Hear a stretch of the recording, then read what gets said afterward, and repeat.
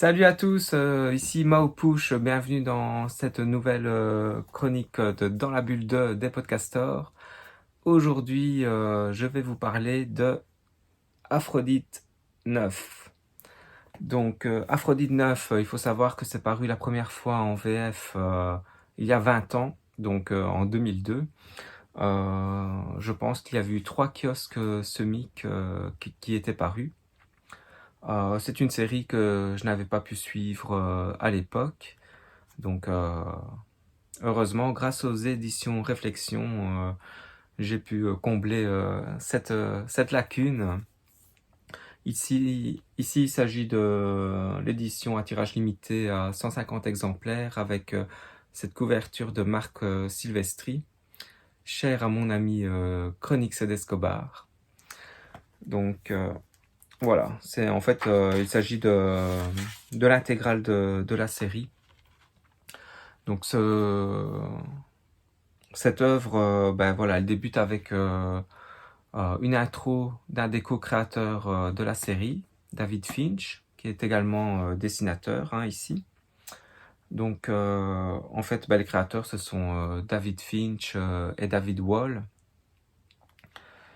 Donc, et alors, dans cette intro, il y a un passage assez intéressant, donc qui m'a marqué, mais surtout après avoir lu l'histoire, quoi. Donc je vais vous le lire brièvement, parce qu'il est relativement important. Euh, je souris toujours quand je regarde ce que j'ai fait avec Aphrodite 9. On a fait cette BD par instinct, en se basant uniquement sur ce qu'on trouvait amusant.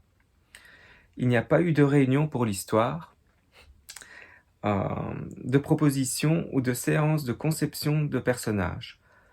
Aphrodite n'a pas été créée, conçue et perfectionnée, elle a été directement jetée sur la page. Cette façon de faire avait ses inconvénients, je l'admets. Mais je pense que cela a aussi apporté de bonnes choses. Nous avons pris quelques coups, mais je suis fier du résultat. Donc voilà, c'est vrai qu'on ressent bien donc au fil des chapitres ce processus créatif en fait. Au niveau de la trame, pour venir aussi à l'essentiel, c'est un récit futuriste où une cyborg amnésique et assassin de renom est en recherche concernant ses origines. Donc en fait, après chaque mission, ses souvenirs sont automatiquement effacés.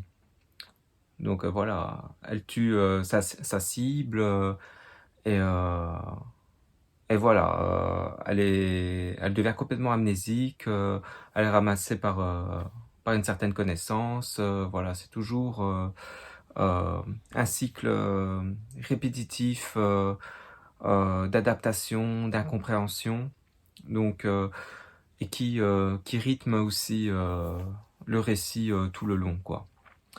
Euh, voilà, mais ce qui se passe, c'est que depuis peu, elle a quelques bribes de souvenirs qui apparaissent malgré cette programmation qui veut que l'héroïne soit amnésique. Euh, Personnellement, moi j'ai trouvé le scénario euh, assez vivotant au gré des chapitres, parfois brouillon, parfois redondant. Euh, et je pense que ce sentiment-là, euh, voilà, il est expliqué tout justement par la phrase que je vous ai lue de David Finch. Donc, c'était vraiment... ils savaient pas où ils allaient en fait avec le personnage et ils y allaient au fur et à mesure donc des chapitres en fait.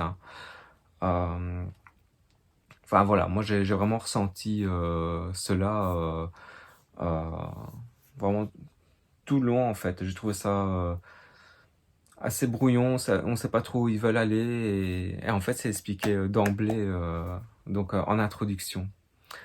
Le focus, sinon, il est porté vers la dimension cyberpunk à travers les graphismes de David Finch, hein, qui était à l'époque la jeune étoile de la maison d'édition, hein, Top Cow. Ouais, l'œuvre, elle se veut en fait finalement dans le pur jus des comics Topco des années 90.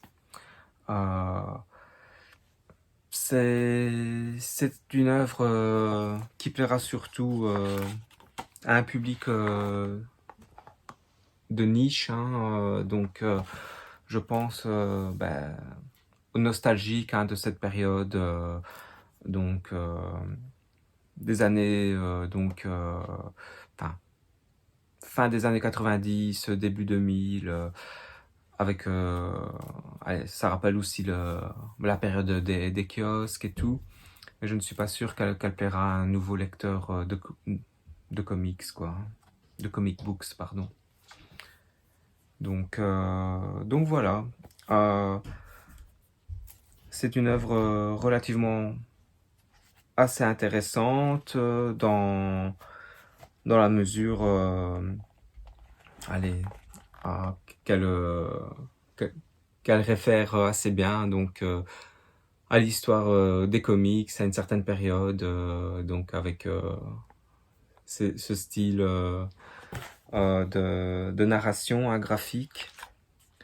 Mais, euh, mais voilà quoi, rien d'affolant, hormis les sublimes planches de David Finch.